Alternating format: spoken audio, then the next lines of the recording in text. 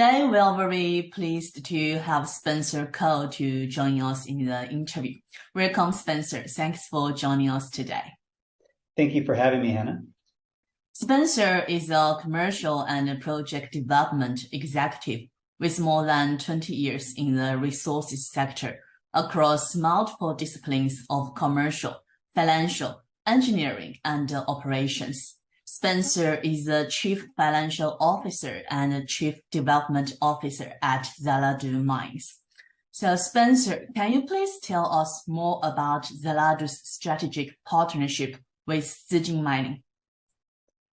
Certainly. So the strategic partnership with Zijin Mining is focused primarily on the Kharmagtai project in Mongolia in the South Gobi Desert. That's a copper gold project where Zijin and Xanadu share control 50-50 of the project. For that partnership, Zijin invested $35 million US into the project directly, as well as purchased 19.4% of Xanadu's parent company. And this provides Xanadu and the Kharmagtai project with the ability to progress through the pre-feasibility stage of development, as well as exploration on the project to try to upgrade and improve the value of that project together with Zijin and move this forward to a financial investment decision. What key strengths do each of you bring to the partnership? It's quite a good connection between Xanadu and Zijin. For the project itself, Zijin is in fact a natural partner for Xanadu. From a logistical perspective, the world's largest copper consumer is just to the south of where the project is located, and Zijin being in China and operating smelters, it is a natural fit. From a political perspective, there's recent statements and cooperations between China and Mongolia that again makes Zijin a good fit. Zijin has the ambition to grow and take action, and that's evidenced by the strong move to get involved in the Kharmagtai project, and the speed to market that Kharmagtai can be brought forward is a very good fit. Xanadu is a specialist in exploration, significant experience, use of advanced technology, strong knowledge of the Mongolian, and strong in-country partners. Xanadu also brings experience in concept and pre-feasibility studies through a highly capable team. If you connect that with Zijin is a global mining major. Zijin has a balance sheet that's capable of building a project and funding a project like Kharmagtai. They have the construction skills. They've built big mines before. They have the operating skills. They operate in 15 different countries and operate some quite large copper projects similar to Kharmagtai. And Zijin brings strong process technology and the proven ability to recover metal from difficult ores and complex processes. Work together to make the project better and better. That's it. What progress has been made for each of the components in the data acquisition phase for Kharmagtai's PFS? Right now, in terms of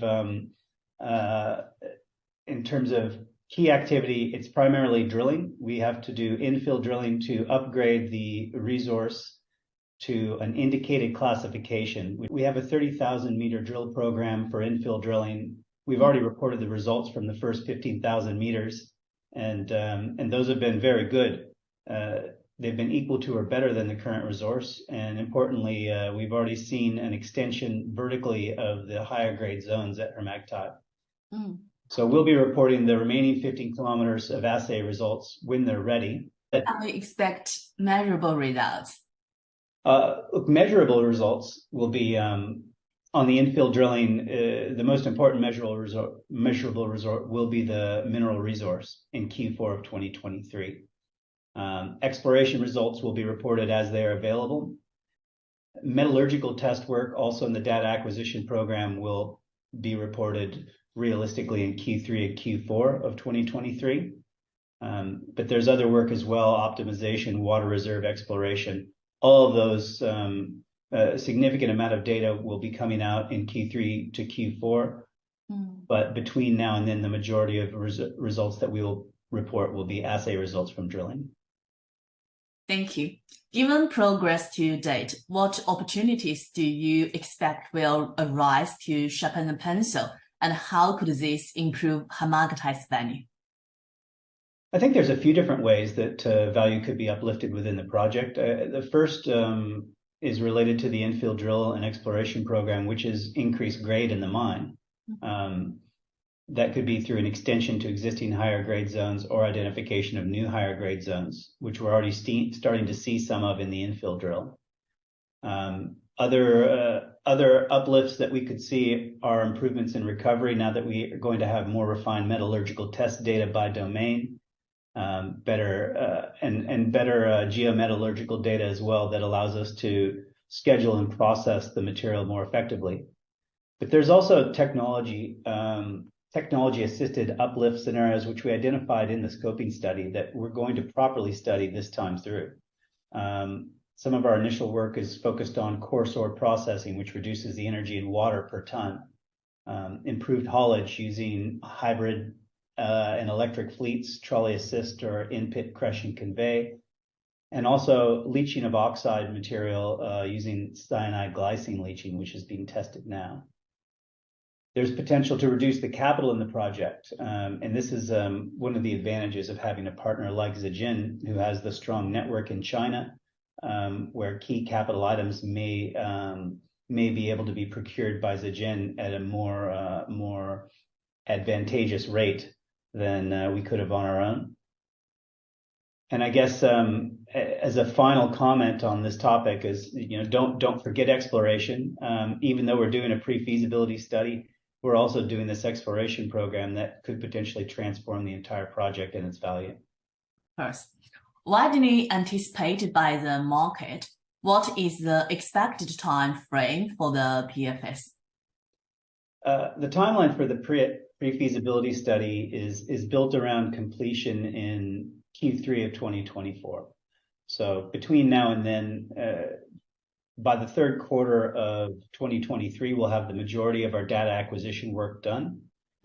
In Q4, we'll see the start of our trade-off studies where we compare different opportunities within different aspects of the project to select a single go-forward design. And in the fourth quarter, we'll be making a financial investment decision. We will also have de-risked our regulatory and permitting and social license to operate. So we'll be putting work into the Mongolian permitting requirements and relationships around the project to prepare the ground, not literally, but to prepare for moving into construction. So it'll be ready for a decision to mine, and it's going to look better than it does today.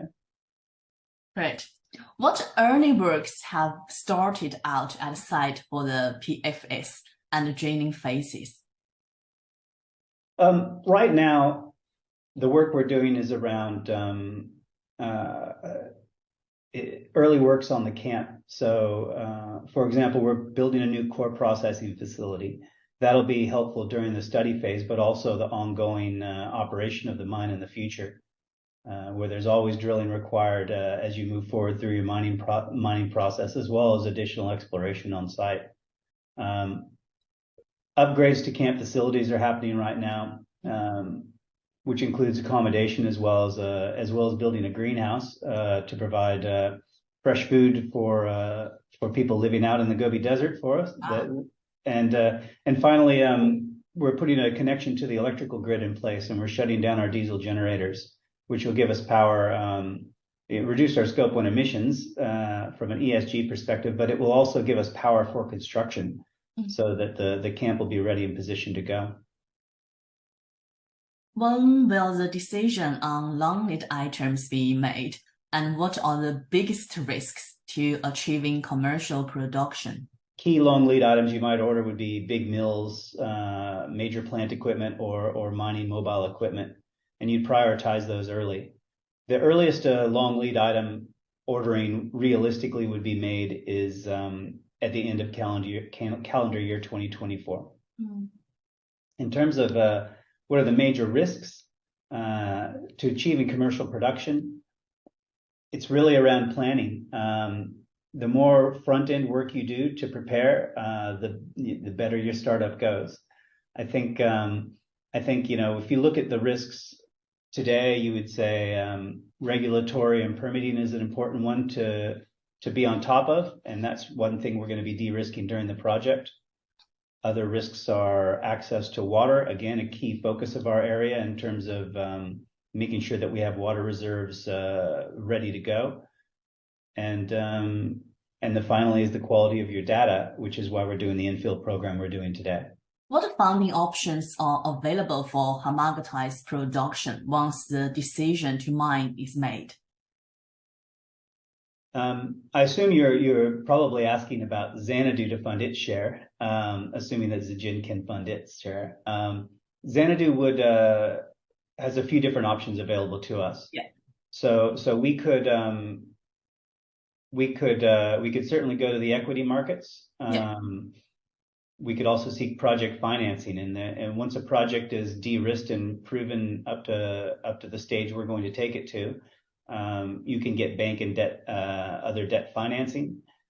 Available to us also is a put option through our partnership with Zijin, which enables Xanadu to sell half of its share in the project for $25 million US, plus debt funding by Zijin all the way through to operation, so that no additional cash would be required by Xanadu to retain that 50% of its current share. There's also potential combinations of items above, but and other alternate corporate or private equity partnerships related to Xanadu's share. So there's a few different ways we could go, and we'll be studying those while we progress this project. Thank you. Can you please elaborate on Xanadu's overall financial plan and how it aligns with the company's strategy? Sure. Our overall financial plan is linked very directly to the 3 Horizon strategy, which we've been discussing in the market. So the first horizon is to deliver an upgraded Kharmagtai pre-feasibility study.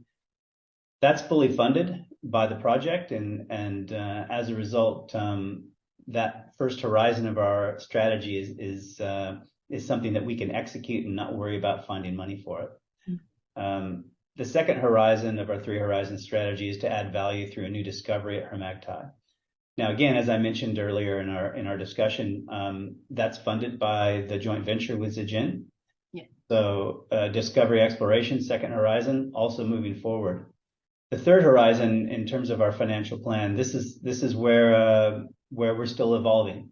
So we want to position ourselves for the future. Xanadu is still an exploration company.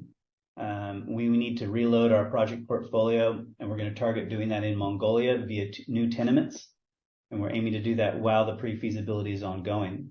We'll leverage our knowledge and partnerships in Mongolia and the region, and as we've articulated, we will target battery mineral commodities. So still copper, but also nickel and lithium. In the event that one of these projects is acquired, then that will need to be funded, and we'll aim to fund that through new partnerships. Those new partnerships could involve Zijin, but they could also involve others who are interested in exploration in the region. That all sounds very exciting. We look forward to seeing more and more news from Xanadu Mines. Thank you, Hannah. I enjoyed speaking with you. This is the end of the interview. Thank you so much for your time today. No problem. Thanks. Thank you.